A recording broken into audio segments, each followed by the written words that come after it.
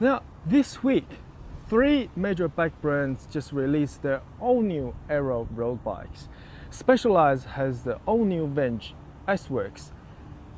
BMC has the all-new Time Machine Road 01, and Cannondale has their first ever aero road bike, the System 6.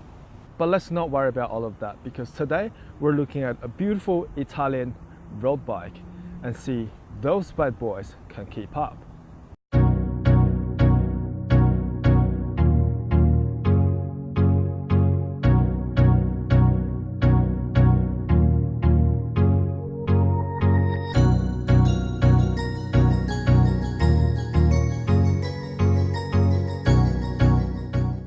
Good morning, beautiful people. Today we're looking at 2018 the Rosa Protos Disc. Shout out to Melbourne distributor to lend me this bike, and I am fortunate enough to spend about a week with it. There are a lot of high-end aero road bikes on the market right now. Compared to this bike, how much similarities are there? How about this? A ton. I mean, they all have electric gear, hydraulic disc brakes, through axles, aero profile frame tubes, and etc. But what makes this bike stand out? Let's dig in a little bit more. Well, this is a 2018 model. I actually ridden a 2016 model, which is the previous one. From memory, it was a really bright orange color frame, has the most massive down tube that I have ever seen. Actually, GCN made a video about that. The Rosa claimed the 2017 model frame, which is same as this one, is 20% lighter than the 16 model. Well, just looking at the down tube, it is a lot slimmer and more aerodynamic. This bike comes with Campagnolo Super Record EPS V3 electronic 11-speed Groupset. Yep, I'm getting better at it, but wait a minute, with the all-new hydraulic disc brake system. Well, Campagnolo is a little bit late for the party, but hey, for the campy fans out there, it's a great news and it's such a good system to use. And my favorite part is this super ergonomic design shifters. I mean, just look at it. It's so robust. When you hold it on the top, it's just so secure.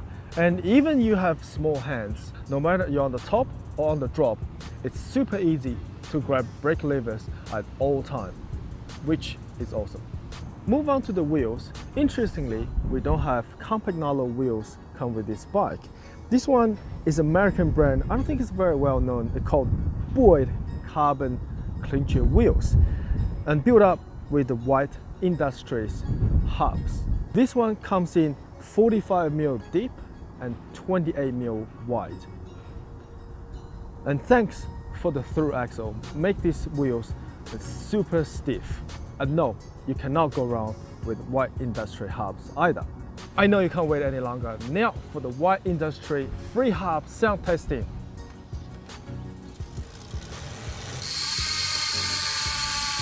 Oh yeah, you know I'm coming, don't ya? On top of the brakes, have a puncture.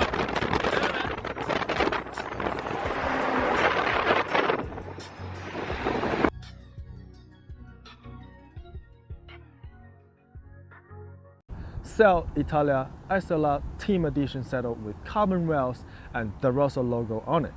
Interestingly, we have this pretty rough textured surface on the front and the back of the seat post. I guess that's to increase the grip where the seat post meets the frame. And now let's look at the cockpit. Well, it's painted over to match the frame color, but to me, I spotted on the first look, this is one of my favorite bars on the market, which is the FSA Vision Metron one-piece handlebars. The Super Record EPS charging point is perfectly integrated under the handlebars. So much spaces under the handlebars and still look cool. One thing I do like about this bike is that it's such clean looking bike. Straight line, very simple, not as complicated as the Venge Vios S-Works, but it more looks like the Canyon Aero Road CF SLX, except it doesn't have an integrated seat tube. Another thing is this bike comes with a standard English thread bottom bracket. If you're a home mechanic, you know what it's like. How about the performance? Well, if you're after a comfortable bike, guess what? It's not too late. You may want to look elsewhere because this is a super stiff bike.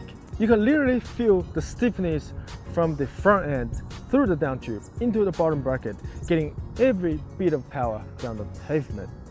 It's almost just too harsh for my liking. Thanks for the super wide buoyed rims and 25mm tires. Otherwise, I wouldn't personally ride this bike anything over 100 kilometers. Okay, now time to critique. One thing I don't like about this bike is the front logo.